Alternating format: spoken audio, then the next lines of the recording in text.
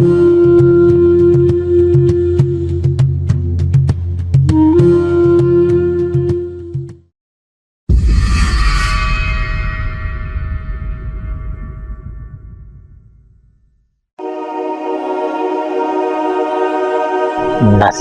mengenai kematian oleh Imam Syafi'i mengandungi peringatan kepada manusia supaya fokus kepada kehidupan akhirat. Kehidupan dunia ini tidak kekal dan hanya sementara. Akan tiba masanya, segala-galanya berakhir, termasuk dunia dan segala isinya. Pada masa itu, manusia dan makhluk lain akan binasa. Tidak diketahui bila kiamat akan berlaku, namun apa yang pasti, kiamat kecil atau kematian amat dekat dengan setiap manusia dan boleh berlaku pada bila-bila masa.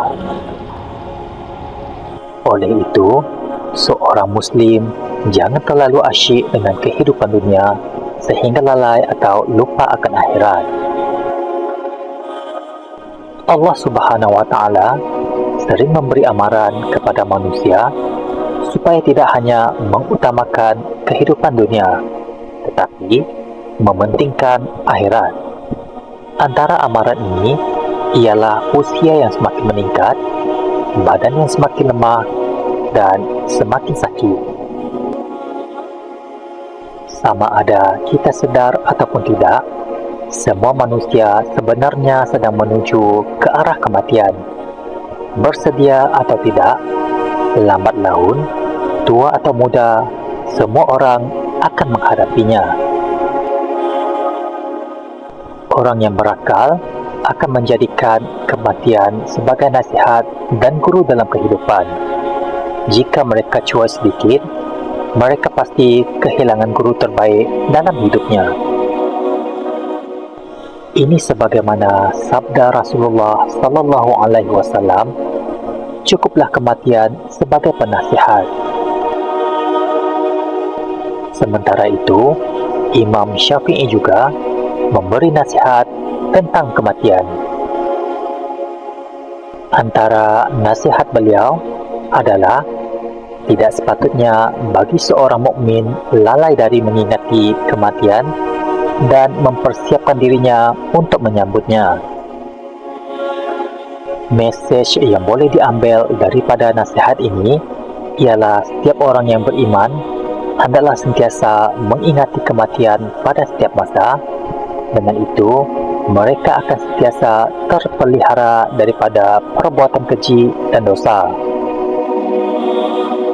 Orang mukmin tidak mungkin mensia-siakan masanya yang singkat sebelum mati dengan perbuatan yang sia-sia, malah memalukan.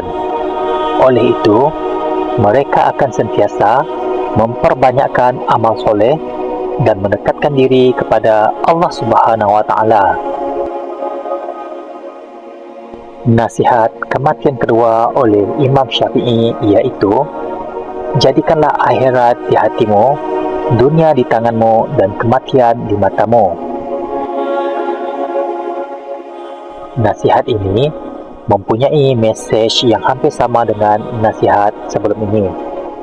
Nasihat ini muncul kerana terdapat ramai manusia di dunia yang tidak mengutamakan akhirat, sebaliknya menitikberatkan kehidupan di dunia. Ramai orang beranggapan bahawa akhirat adalah ilusi atau cerita rekaan yang tidak dipercayai kewujudannya. Sebab itu, Imam Syafi'i berpesan agar kita menjadikan akhirat sentiasa di dalam hati. Sementara itu, perkara duniawi harus diletakkan di tangan. Ini bermakna manusia tidak seharusnya menjadikannya sebagai matlamat utama dalam kehidupan. Kerana segala yang ada di dunia ini adalah fana dan tidak kekal. Antara nasihat lain Imam Syafi'i iaitu, sentiasalah berasa benci dengan apa yang salah, tetapi jangan benci siapa yang salah. Bencilah dosa dengan seluruh hatimu, tetapi maafkanlah dan kasihanilah si pendosa. Tugas kita adalah menghapuskan penyakit, bukan menghapuskan pesakit. Imam Syafi'i mempunyai nasihat tentang kematian yang patut kita renungi. Berikut merupakan nasihat Imam Syafi'i. Sebetulnya, aku tidak pernah takut kepada kematian, tapi takut kehidupan setelah kematian dan sudut pertanyaannya. Barang siapa yang menginginkan husnul khatimah, hendaklah ia selalu bersangka baik dengan manusia. Doa di saat tahajud adalah umpama panah yang tepat mengenai sasaran. Ilmu itu bukan yang dihafal, tapi yang memberi manfaat. Berapa banyak manusia yang masih hidup dalam kelalaian, sedangkan kain kafan sedang ditenun. Jadikan akhirat di hatimu, dunia di tanganmu, dan kematian di pelupuk matamu. Pengajaran berharga bagi kita yang masih boleh bernafas agar mampu menerjemahkan arti kehidupan. Ini kerana apabila kematian itu tiba, tiada siapa yang boleh menghalangnya, dan sehebat manapun seseorang itu di dunia ini, tiada siapa yang boleh memberikan obat atau penawar untuk mencegah kematian. Sudah tiba masanya untuk kita beramal dengan lebih gigih lagi, dan sebaik-baik manusia adalah mereka yang berguna kepada orang lain. Semoga nasihat Imam Syafi'i menjadi pedoman kepada kita agar menginsafi diri kita untuk menjadi seorang mukmin yang bertakwa kepada Allah Subhanahu wa taala.